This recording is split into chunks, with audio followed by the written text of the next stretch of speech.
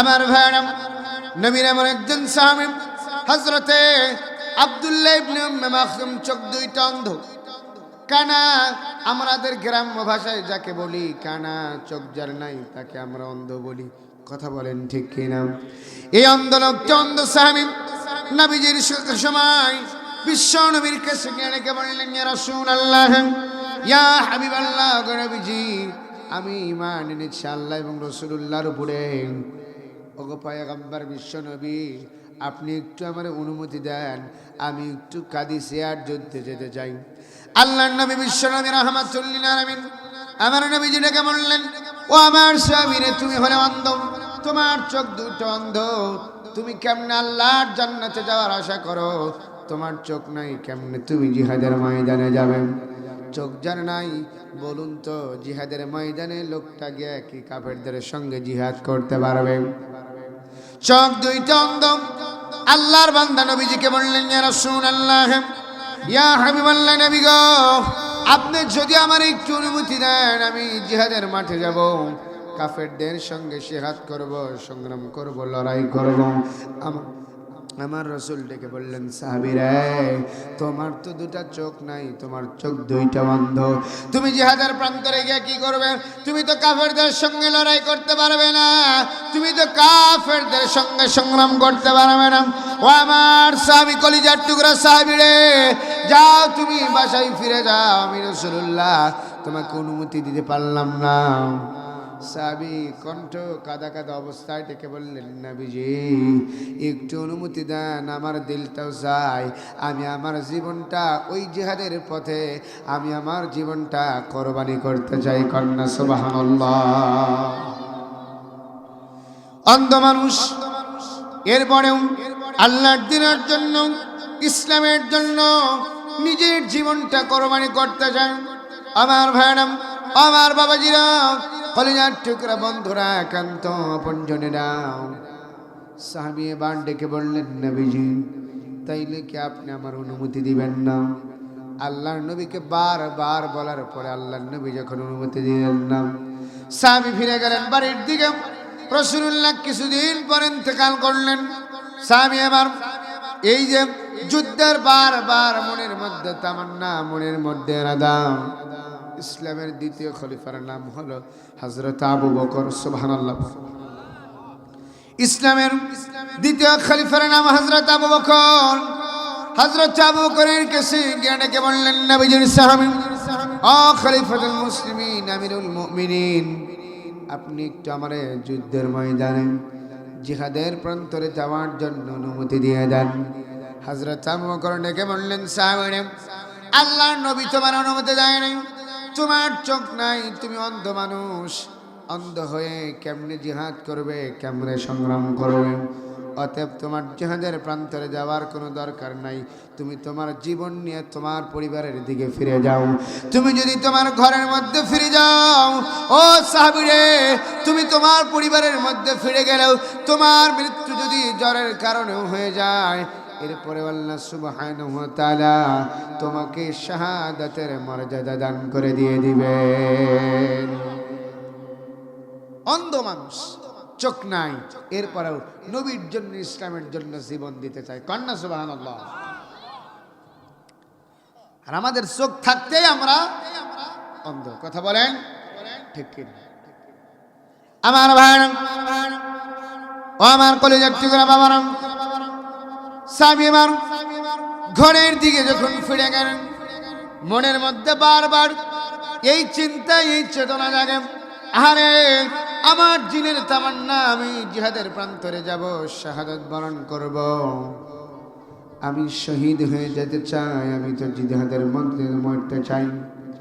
সাহাবী যখন বারবার এই চিন্তায় ব্যতিব্যস্ত হয়ে পড়েছেন, দেখতে দেখতে খাত্তাবের বেটা হযরত ওমর খেলাফতের মুসনদে বসে পড়লেন।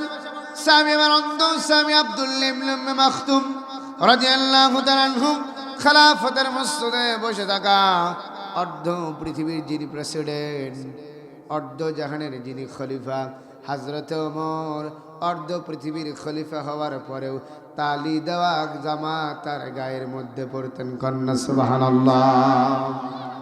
কোন একদিন হযরত ওমর তার রাষ্ট্রীয় কাজের জন্য যখন হিসাবের খাতা নিয়ে বসে পড়েছেন, সেই সময় ওই দেশের প্রধান বিচারপতি হযরত আলী যখন ওমরের দরবারে আসলেন, ওমরকে ডেকে বললেন, আমিরুল মুমিনিন খলিফাতুল মুসলিমিন, আমি এসেছি আমার একটু ব্যক্তিগত কারণে আপনার কাছে এসেছি। হযরত ওমর সঙ্গে সঙ্গে মোমবাতিটা নিভে দিলেন। আল্লাহু আকবার বলেন। বাতিটা, তেলের বাতিটা যখন নিভায় দিলেন, নিভায় দেওয়ার পরে হযরত আলী ডেকে বললেন, কে বাবা, আপনি কেন বাতিটা নিভিয়ে দিলেন, অন্ধকার করলেন, কারণটা কি?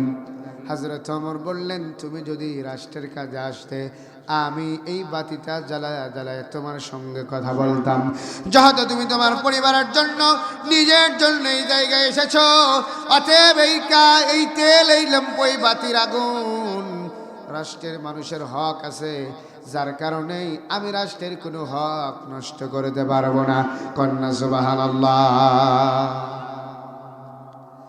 আর আমার দেশে যারা ভোটে পারে, আমার দেশে যারা নির্বাচনে পারে, গতকালকেও যার পেটে ভাত ছিল না, পরনে জামা ছিল না, পরনে লুঙ্গি ছিল না, পরের 3 মাস পরে, 2 মাস পরে, 1 বছর পরে 5 তলা বিল্ডিং এর ছাদ থেকে তাকায় দেখে আব্দুল করিমের বাপ এসেছে, ওই ছাদ থেকে কয়, কি বলতে চাও বলো? কথা বলেন, কথা বলেন। মুরব্বী মানুষ দেখলে সালাম দেয় না, বরঞ্চ তার সামনে সিগারেট টানতে টানতে কয়, কি কন কন? ওই চাচা কয়, বাবা আমি বয়স্ক মানুষ, বৃদ্ধ মানুষ, এসেছিলাম তোমার কাছে বয়স্ক ভাতার কার্ডের জন্য। কয়, চাচা বয়স্ক ভাতা কার্ড তো দিতেই চাই, আমার একটু হাতে সমস্যা আছে। কিসে? কথা কয় না। চাচা কয়, বাবা তুমি তো টনটন হাতে, কই সমস্যা? কয়, আপনি মায় বোঝেন না, আমি তো সুদ খাই না, সুদের টাকা নেইও না, আমার স্যামসে নেই। কথা কন। সুদ খায় না, অথচ তসবিদে গোনে, অমুক এক দিছি 10,000, অমুক এক দিছি 20,000, অমুক এক দিছি 15,000, অমুক এক দিছি 10,000, অমুক এই মাসে 3,000 টাকা লাভ দিছে, 2,000 টাকা ধানের উপর দিছে, বাকি অমুক তো টাকা দেয় নাই। কারে কাকে ধর? মসজিদেও যায়, সুদও খায়, মাদ্রাসায় দান করে, সুদের টাকাও নেয়। আছে না নাই? কথা কয় না, আছে না নাই? এই কোয়ালিটির নেতা আছে। তার মানে টাকা 5,000 দেন, তাইলে চাচা আপনার এই বয়স্ক ভাতার কার্ডটা হবে, নইলে। আপনাদের এলাকার সব নেতারা ইনশাল্লাহ ভালো আছে, কেউ টাকা পয়সার মধ্যে যায় না। কথা বলেন। কয়, চাঁদ উঠলি কি শুধু সিরাজগঞ্জ জেলায় ওঠে, ঢাকা দিয়ে ওঠে বাবু? কথা কন। আমার ভাই, তাহলে তারা কেমন প্রেসিডেন্ট? রাতের বেলায় ঘুরে ঘুরে কোন বাড়িতে খাবার নেই, কার বাড়িতে কোন সমস্যা, খুঁজে খুঁজে খুঁজে খুঁজে বের করতেন, মাথায় করে আটার বস্তা নিয়ে পৌঁছায় দিতেন। আর আমাদের নেতা মাথায় করে আটার বস্তা, গমের বস্তা, চালের বস্তা ঠিকই আনে, তবে ওই হকদারের বাড়িতে না, নিজের বাড়ির দিকে।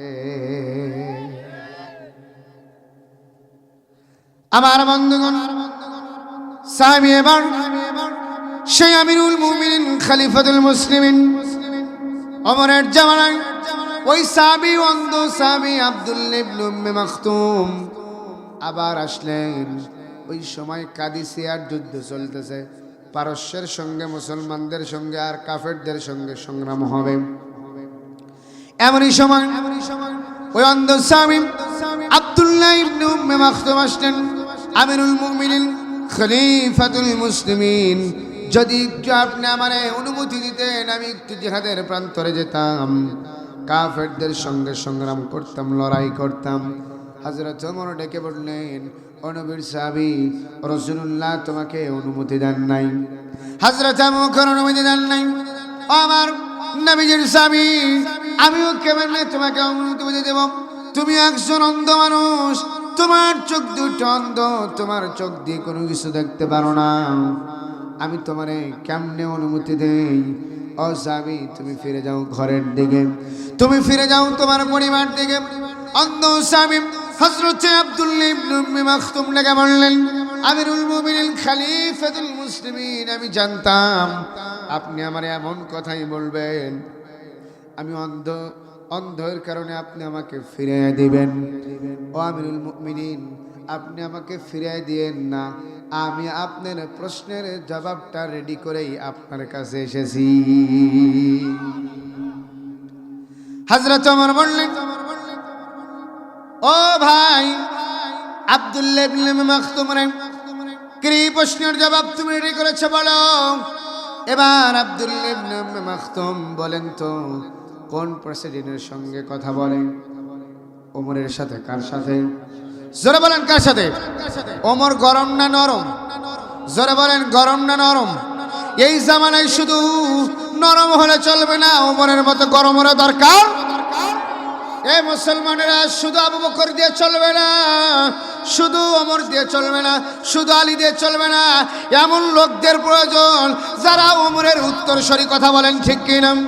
আমার ভাইরা, আমার বন্ধুরা, কলিজার টুকরা, একান্ত আপনজনেরা, হৃদয়ের বন্ধুরা আমার, হযরত ওমর যখন রাঙা তরবারি বের করতেন, কাফেররা থর থর থর থর করে কাঁপা শুরু করে দিতেন। কারণ ওমর যেই জায়গায় তরবারি উঁচা করে, ওমর যেই রাস্তা দিয়ে হাঁটে, 40 দিন পর্যন্ত শয়তান ওই রাস্তা দিয়ে যায় না। আমার ভাইরা ও আমার কলিজার টুকরা বন্ধুরা আমার, হযরত ওমর এমন নরম মানুষ। এই হযরত ওমর ডেকে বললেন, আমার ভাই আব্দুল্লাহ ইবনে মাখতুম রে, বলো তো দেখি কি প্রশ্নের জবাব তুমি রেডি করেছো বলো। হযরত ওমরের সামনে দাঁড়ায়া অন্ধ সাহাবী আব্দুল্লাহ ইবনে মাখতুম কান্না কান্না কণ্ঠ দিয়ে বলে, ও আমিরুল মুমিনিন খলিফাতুল মুসলিমিন হযরত ওমর, আমি জানতাম আপনি আমার এই অন্ধের কারণে ফিরিয়ে নেবেন, এই জন্যই আমি আপনার কাছে আমার প্রশ্নের কথাগুলা উত্তরগুলা জানাই দিতে চাই। ওমর বললেন, বলো। হযরত আব্দুল্লাহ ইবনে মাখতুম ডেকে বললেন, আমিরুল মুমিনিন খলিফাতুল মুসলিমিন, সবাই যদি যুদ্ধ করেন, সবাই যখন সংগ্রাম করে, ইসলামের পতাকাটা, কালিমার পতাকাটা, ইসলামের পতাকাটা একটু উজ্জ্বল করে, কালিমার পতাকাটা উঁচু করে ধরার লোকের দরকার আছে না নাই? ওমর বললেন, হ্যাঁ, কালিমার পতাকাটা উঁচু করে ধরা রাখবে। হযরতে আব্দুল্লাহ ইবনে মাখতুম অন্ধ সাহাবী ডেকে বললেন, সবাই যুদ্ধ করবে, সবাই যখন সংগ্রাম করবে, সবাই যখন লড়াই করবে, সেই সময় আমি আব্দুল্লাহ ইবনে মাখতুম অন্ধ মানুষ, কালিমার পতাকাটা, ইসলামের পতাকাটা ওই যুদ্ধের ময়দানে আমি উঁচু করে ধরব। কন্যা সুবহানাল্লাহ। হযরত ওমর ডেকে বললেন, ও নবীর সাহাবীরা, আমি আর তোমাকে ফিরিয়ে দিতে পারলাম না, যাও যাও, আমি তোমাকে অনুমতি দিয়ে দিলাম, তুমি যাও, জিহাদের প্রান্তরে চলে যাও। সাহাবী যখন জিহাদের প্রান্তরের দিকে রওনা করলেন, সেই জিহাদের নাম, যুদ্ধের নাম হলো কাদিসিয়ার যুদ্ধ। সুবহানাল্লাহ পড়েন। কাফেরদের সঙ্গে মুসলমানদের একটা লড়াই হবে, 60,000 সৈন্য নিয়ে। সেই যুদ্ধের সেনাপতির নাম, সেই যুদ্ধের আমিরের নাম হলো হযরত সাদ বিন আবি ওয়াক্কাস রাদিয়াল্লাহু তাআলা আনহু। জোরে কন্যা সুবহানাল্লাহ। সাদ বিন আবি ওয়াক্কাস 60,000 সৈন্য নিয়ে পারস্যের বহরাস নগরের দিকে অবরোধ করে রওনা করেছেন। কন্যা সুবহানাল্লাহ। অন্ধ সাহাবী হাঁটি হাঁটি পা পা করে জিহাদের প্রান্তরে গিয়ে কালেমার পতাকাটাকে উঁচু করে ধরলেন। কাফেরদের সঙ্গে মুসলমানদের লড়াই শুরু হয়ে গেছে। মুসলমানদেরকে কাফেররা দুনিয়া থেকে বিদায় করে শাহাদাত বরণ করে দিচ্ছেন। মুসলমানরাও কাফেরদেরকে দুনিয়া থেকে বিদায় করে জাহান্নামে পাঠিয়ে দিচ্ছেন। এমনই পর্যায়ে কাফেরদের সঙ্গে মুসলমানদের যেই লড়াই শুরু হয়ে গেছে, সংগ্রামের সময় সেই নবীর অন্ধ সাহাবী হযরতে আব্দুল্লাহ ইবনে মাখতুম তরবারিটা উঁচু করে ধরে আছেন। জিহাদের প্রান্তরে বাঘ বিতণ্ডে মুসলমানদের সঙ্গে আর কাফেরদের সঙ্গে লড়াই হচ্ছে। সেই সময় ওই অন্ধ সাহাবী কালেমার পতাকাটা যখন উড্ডীন করে ধরেছে, ডান দিক থেকে তীর এসে অন্ধ সাহাবীর বুকের মধ্যে লেগে গেল। অন্ধ সাহাবী তীরটা বুকের মধ্যে লাগার সঙ্গে সঙ্গে আল্লাহু আকবার শব্দটা উচ্চারণ করলেন। কন্যা সুবহানাল্লাহ। অন্ধ সাহাবীটা ডেকে বললেন, মালিক আমার জীবনটা আমি দিয়ে দিতে পারি, কিন্তু যে কালিমার পতাকাটা আমি আমার হাতের মধ্যে নিয়েছি, আল্লাহ আমার জীবনের পরোয়ানা আমি করি না। আমার দেহের মধ্যে এক বিন্দু রক্ত থাকা পর্যন্ত আমি যেন তোমার এই কালিমার পতাকাটা, ইসলামের পতাকাটাকে জমিনের মধ্যে ধুলাই লুটাতে না দেই। অন্ধ সাহাবী এই কালিমার পতাকাটা উড্ডীন করে ধরে আছেন, কালিমার পতাকাটা উড়াইয়া দিচ্ছেন। এমনই সময় বাম দিক থেকে তীর আসলো, ডান দিক থেকে তীর আসলো। কাফেরেরা হযরত আব্দুল্লাহ ইবনে উম্মে মাকতুমের ডান হাতের মধ্যে কোপ মেরে দিলেন। অন্ধ মানুষ বাম হাত দিয়া কালিমার পতাকাটা উঁচু করে ধরলেন। কাফেরেরা হযরত আব্দুল্লাহ ইবনে উম্মে মাকতুমের বাম হাতের মধ্যে আবার কোপ মারলেন। কোপ মারার সঙ্গে সঙ্গে হযরত আব্দুল্লাহ ইবনে উম্মে মাকতুমের ডান হাত থেকে কালিমার পতাকাটা জমিনে পড়ে গেল। হযরত আব্দুল্লাহ ইবনে উম্মে মাকতুম বুঝতে পারলেন সে আর দুনিয়াতে বাঁচবে না, তার মৃত্যু হয়ে যাবে, তার শাহাদাত হয়ে যাবে, তার জীবনটা দেওয়া লাগবে। এমনকি নিজের রক্তগুলা ইসলামের জন্য, দ্বীনের জন্য, কোরআনের জন্য, আল্লাহর জন্য সাহাবী দিতে প্রস্তুত আছে, কিন্তু সাহাবী কালেমার পতাকারে জমিনের মধ্যে পড়তে দিতে চায় না। আল্লাহু আকবার বলেন। আমার ভাইরা, আমার কলিজার টুকরা বন্ধুরা, আমার বাবাজিরা, আমার সাহাবী এবার যখন ডান হাত কাটা, বাম হাতটা কাটা, নবীজির সাহাবী মনে মনে চিন্তা করলেন, আমার তো হাত নাই, হাত দিয়ে ধরতে পারবো না, আমার ডান হাত কাটা, বাম হাতটা কাটা, আমি যদি এই মুহূর্তে কালিমার পতাকাটা মাটিতে পড়ে দেই, মাটিতে পড়ে যায়, লোকেরা বুঝবে মুসলমানদের ইমানি শক্তি দুর্বল হয়ে গেছে, আমার সাথী ভাইদেরকে আঘাত করবেন, মুসলমানদেরকে আঘাত করবে, আমার নবীজির সাহাবীরা আঘাতপ্রাপ্ত হবেন। এমনকি আমি আব্দুল্লাহ ইবনে উম্মে মাকতুমের কারণে সাহাবীরা দুনিয়ার থেকে বিদায় নেবে, অতএব আমি এমন কিছু হতে দেব না।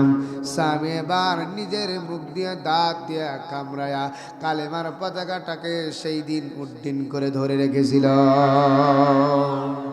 কোন একদিন এদেশের আকাশে কালেমার পতাকা দুলবে, সেদিন সবাই খোদাই বিধান পেয়ে দুঃখ বেদনা ভুলবে, ঠিক না? কোন একদিন দেখবেন এই বাংলার ভূখণ্ডে প্রত্যেকটা জেলায় জেলায়, প্রত্যেকটা বন্দরে, নগর বন্দরে, টেকনাফ থেকে তেঁতুলিয়া, রূপসা থেকে পাতুরিয়া, সুন্দরবন থেকে বন্দরবন, এই দুনিয়ার জমিনে, এই বাংলার ভূখণ্ডে আল্লাহর কালেমার পতাকা পাত পাত করে উড়বে। কথা বলেন সেই দিন মুসলমান, ঠিক কিনা? সেই দিন আর মুসলমানদের কেউ দাবায় রাখতে পারবে না। মুসলমানেরা জীবন দেবে, মুসলমানেরা রক্ত দেবে, মুসলমানেরা শহীদ হবে। মুসলমানরা নিজের জীবনের পরোয়া করে না, আল্লাহর জমিনে আল্লাহর দ্বীন বাস্তবায়ন করার লক্ষ্যে মুসলমানরা বুকের তাজা রক্ত ঢেলে দিতে লক্ষ যুবক প্রস্তুত আছে। কথা বলেন ঠিক কিনা মুসলমানরা?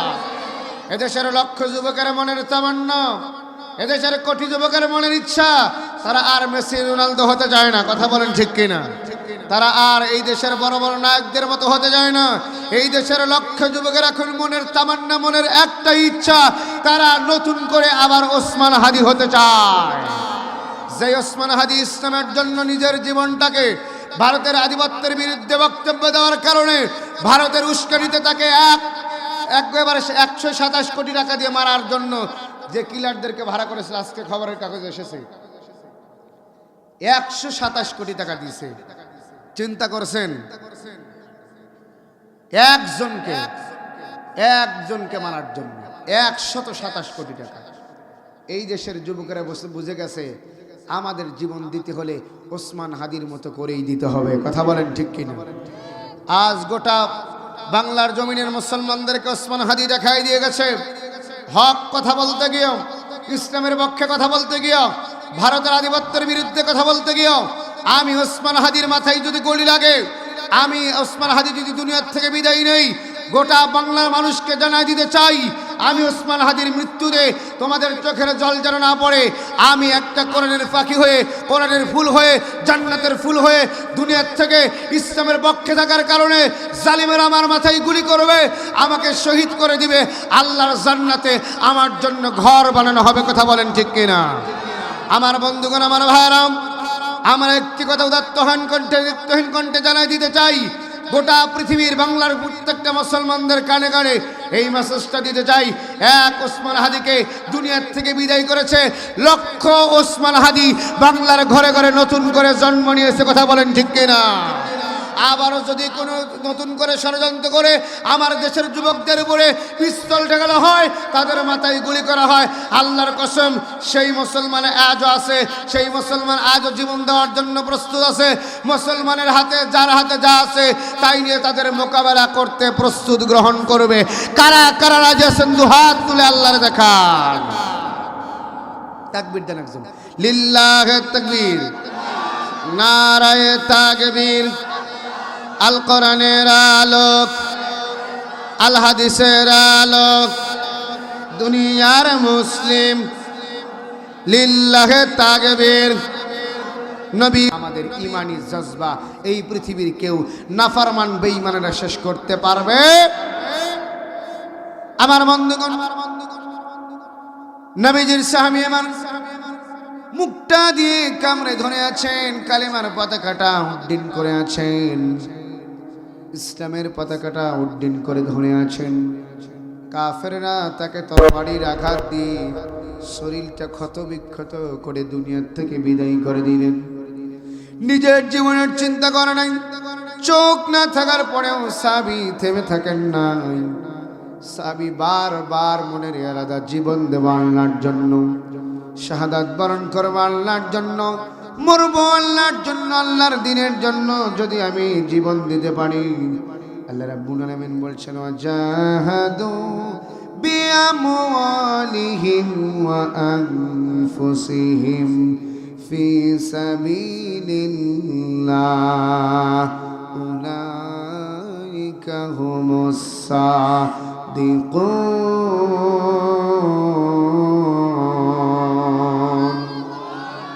আল্লাহ পাক বলছেন, জাহাদু ফি সাবিলিল্লাহি বিআমওয়ালিহিম ওয়া আনফুসিহিম, যারা আমি আল্লাহর জন্য জীবন দেয়, যারা আমি আল্লাহর জন্য শাহাদাত বরণ করে শহীদ হয়ে যায়, দুনিয়ার লোকেরা তাদেরকে মৃত বলে ঘোষণা দেয়, কিন্তু আমি আল্লাহ তাদেরকে মৃত বলি না।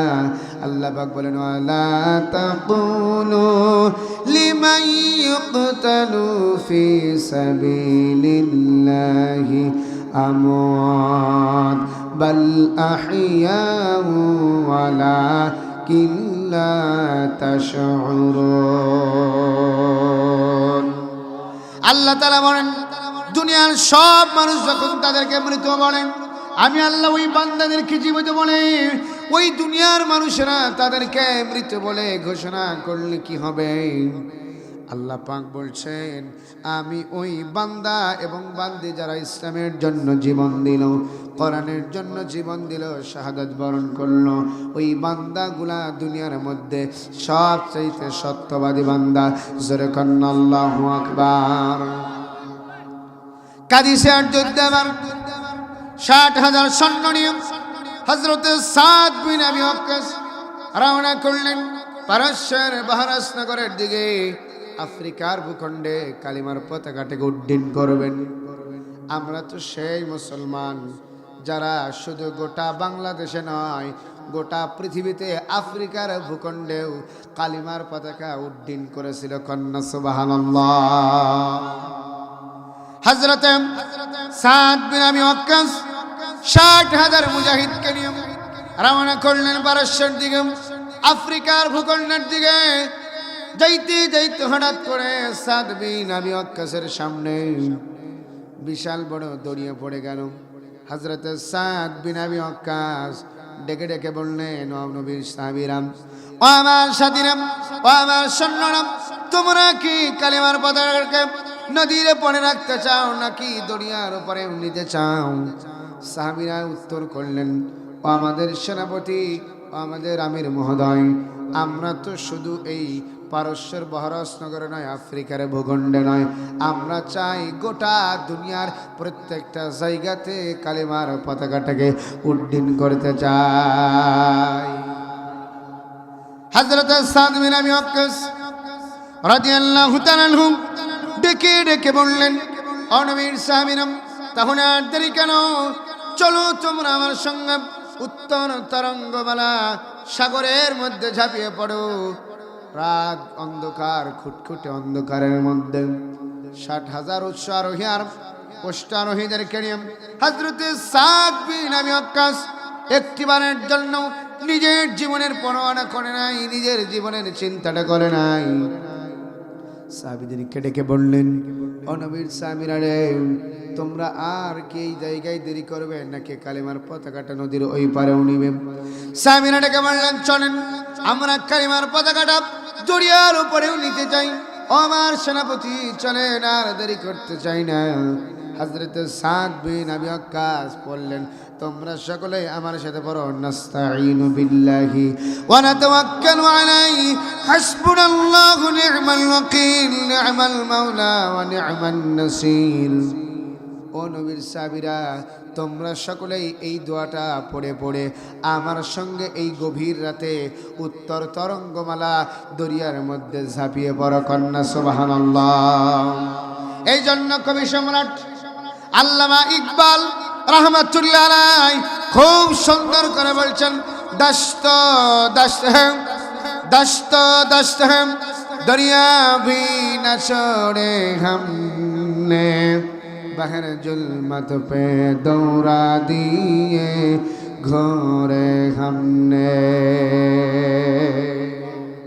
প্রান্তর টু প্রান্তর আমরা এই কোরআনের দাওয়াত, কালিমার দাওয়াত দিয়েই যাব, কন্যা সুবহানাল্লাহ।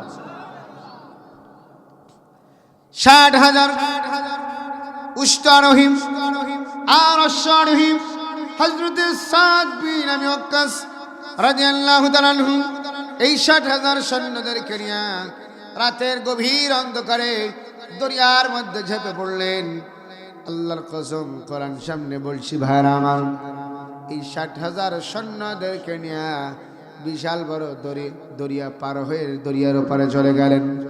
আল্লাহর কসম, একটা উটের এবং একটা ঘোড়ার, মানুষ তো দূরের কথা, উট ঘোড়ার একটা লোম পর্যন্ত পানিতে ভেজে না। সুবহানাল্লাহ বলেন, একটা উটের খুর পর্যন্ত ভেজাতে পারে না। আল্লাহু আকবার।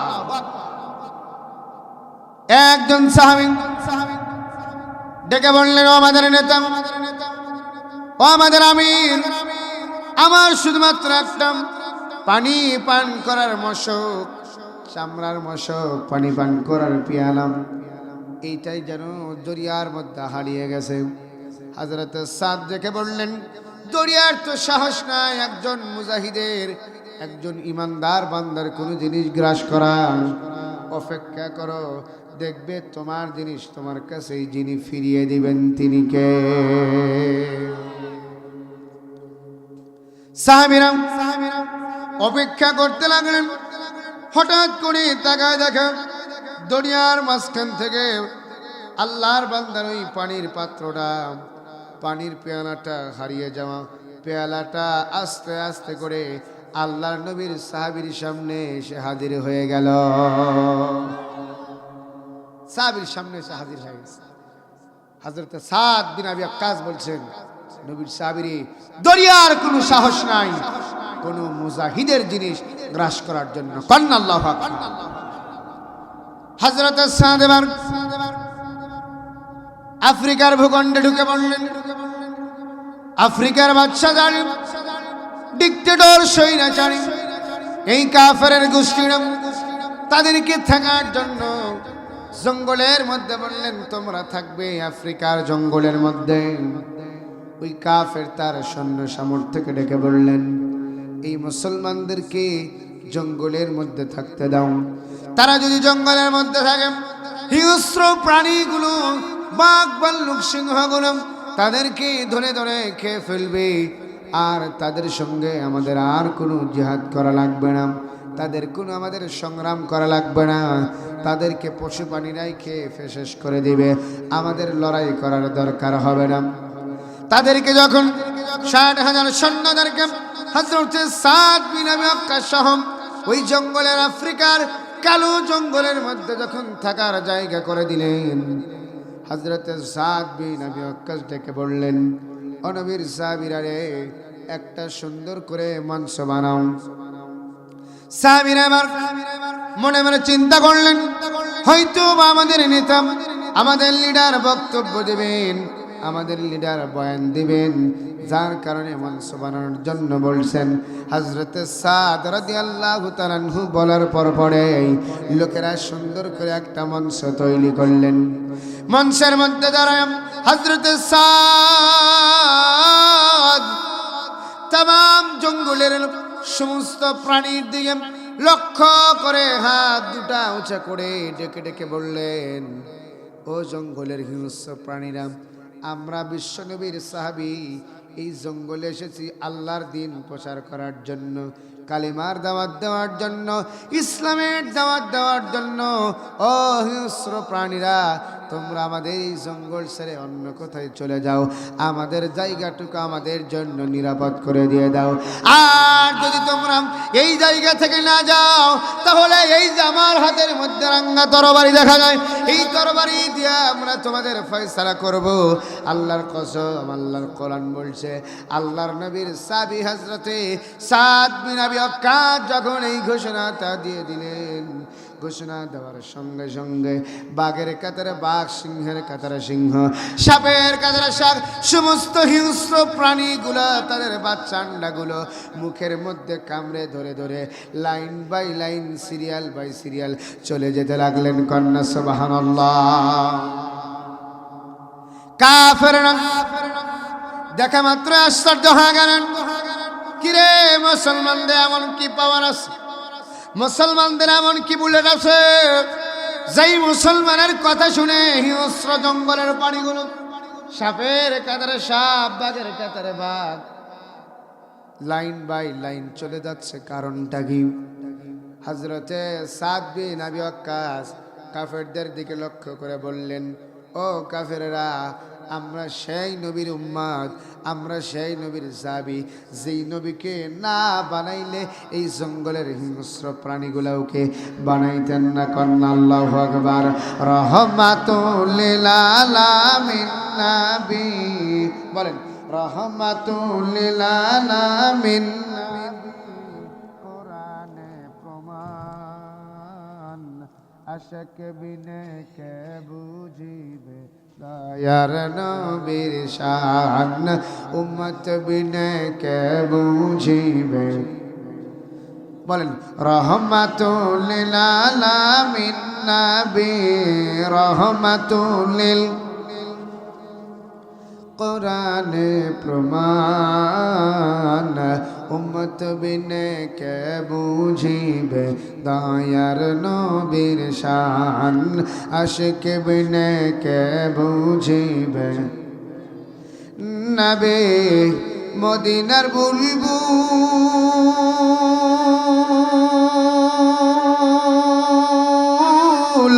আমার আল্লাহ নাম রাখিলেন হাবিবে মুহাম্মদ রাসূল। মারহাবা বলেন, চিৎকার দিয়ে বলেন না মারহাবা। নবী মদিনার বুলবুল, আমার আল্লাহ নাম রাখিলেন হাবিবে মুহাম্মদ রাসূল।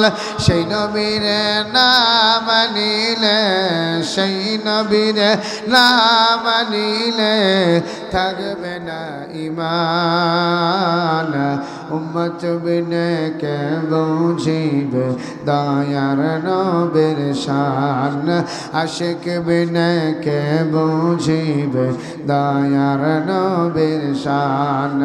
রহমাতুল লিল আলামিন নবী, রহমাতুল লিল,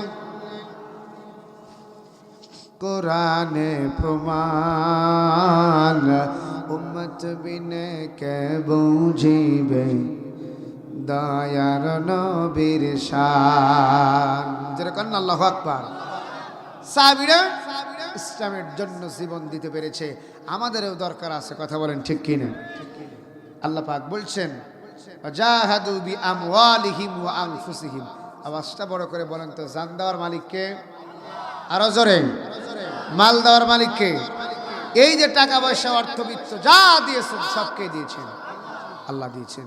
বলে আল্লাহর দেওয়া জান, আল্লাহর দেওয়া মাল, আল্লাহর দেওয়া সময়, আল্লাহর সব যদি হয় তাহলে দেওয়াও লাগবে আল্লাহ নবীর ঘরে, কথা বলেন ঠিক কিনা? আপনি আল্লাহর সম্পদ নিয়েছেন, আল্লাহর টাকা নিয়ে টাকাওয়ালা, আল্লাহর বাড়ি নেওয়া বাড়িওয়ালা, আপনি আল্লাহর ঘর নিয়ে ঘরওয়ালা, সব কিছু আল্লাহ দিয়েছেন। তাহলে আপনি আল্লাহর সব কিছু নেওয়ার পরে প্রশংসা এবং দান সাদগা করা লাগবে কার জন্য? তাহলে দেখেন, অন্ধ সাহাবী নিজের জীবনের পরোয়া করে নাই, নিজের জীবনের পরোয়া না করে অন্ধ সাহাবী ইসলামের জন্য জীবন দিয়েছে। অন্ধ সাহাবী নিজের জীবনের মায়া করে রক্ত দিয়েছেন, হাত দিয়েছেন, পা দিয়েছেন। আমরা গোটা দুনিয়াতে যতদিন বাঁচবো আল্লাহর গোলামি করে মরতে চাই। রক্ত দেওয়া লাগলে রক্ত দিবে, রাজি আছেন?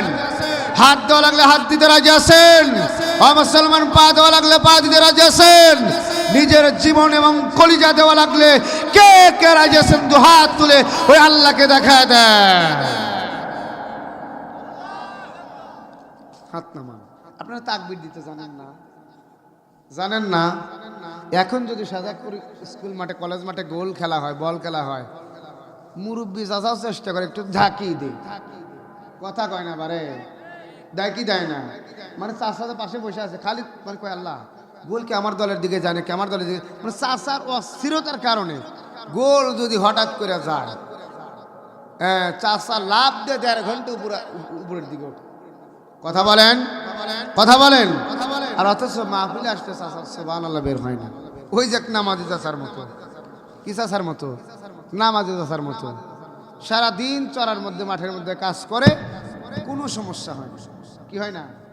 পাও ভালো, ডায়াবেটিস নাই, ওঠা বসা ঝামেলা নাই, সারাদিন আল কাটে, কোনো সমস্যা নাই। মসজিদে গেলে চেয়ারের দিকে লক্ষ্য করে, হ্যাঁ ইমাম সাহেব চেয়ার রাখছিলাম, চেয়ারটা কই? আমি সারাদিন ব্যথায় উঠতে পারি না তো, নামাজ পড়া খুব কষ্ট, এই জন্য চেয়ার খোঁজে, কথা বলেন। যদি কথা যায় চাচা মরা তো লাগবো বাবু, দুনিয়াতে যতদিন বাঁচবেন একটু আল্লাহকে সোজা হয়ে সেজদা দেন। কই বাবু ইমাম সাহেব খায় তো তোমার কাম নাই, পরার বাড়ি খাও আর পেটটা মোটা বানাও, 2-1 দিন চড়াতে কাজ করিও, কথা বলেন। বুঝবে ওই চাচা যেই দিন কবরে যাবে, কথা বলেন। সম্মানিত হাজরিন, তাহলে এই দুনিয়ায় যতদিন বাঁচবেন গোলামি করবেন কার? আল্লাহ বলছেন ওয়াজাহাদু বিআমওয়ালিহিম ওয়া আনফুসিহিম, জান এবং মাল দেওয়ার মালিক আল্লাহ তাআলা বলছেন ইন্নাল্লাহা আশতারা মিনাল মুমিনিনা আনফুসাহুম ওয়া আমওয়ালাহুম বিআন্না লাহুমুল জান্নাত। আপনাকেই বলছি, আপনি যদি আল্লাহর জন্য জান দেন, আল্লাহর জন্য মাল দেন, আল্লাহ আপনাকে কি দিবে? আল্লাহ পাক বলছেন বিআন্না লাহুমুল জান্নাত, আপনাদেরকে আল্লাহ জান্নাত দেবে। আরেকটু জোরে কোন, আল্লাহ তাআলা বলছেন ইন্নাল্লাহা রাব্বি ওয়া রাব্বুকুম ফা'বুদুহু হাযা সিরাতুম মুস্তাকিম। তোমরা আমার সঠিক পথে চলবে, আমার রাস্তায় জান মাল অর্থবিত্ত যা আছে বান্দা সব আমার রাস্তায় দিবে, আমি আল্লাহ বিনিময় তোমাকে জান্নাত দেব। কন্না সুবহানাল্লাহ। আমার ভাই, আমার বন্ধুরা, এই দুনিয়ায় সন্তানকে যত মোহাব্বত দুনিয়ার মধ্যে মা করেন, দুনিয়ার মধ্যে বাবা যত মোহাব্বত করে, সন্তানকে যত ভালোবাসে, বলুন তো মায়ের মতো বাপের মতো আপন দুনিয়ায় কেউ আছে? জোরে বলেন আছে? একটু মেহেরবানি করে হাত তোলেন তো, কার কার বাপ মা নাই? হাত একটু ওসা করেন, বাপ মা নাই। আহারে 98% লোকের বাপ মা নাই, হাত নামান। এই দুনিয়ায় বাবারে, এই দুনিয়ায় যাদের মা নাই, এই দুনিয়ায় যাদের আব্বা নাই, এই দুনিয়ায় তাদের মতো দুঃখী মানুষ নাই। বাবা এমন অমূল্য সম্পদ, বাবার পরনে দামি কাপড় নাই, সন্তানের জন্য বাবা দামি কাপড় নেয়, কথা বলেন ঠিক কিনা? বাবার গায়ে শীতের কাপড় নাই, সন্তানের গায়ে দামি কাপড়, মায়ের পরনে কাপড় নাই। মা সারা দিন কষ্ট করে রাতের বেলায় সন্তানকে নিয়ে যখন খাবার খেতে বসে,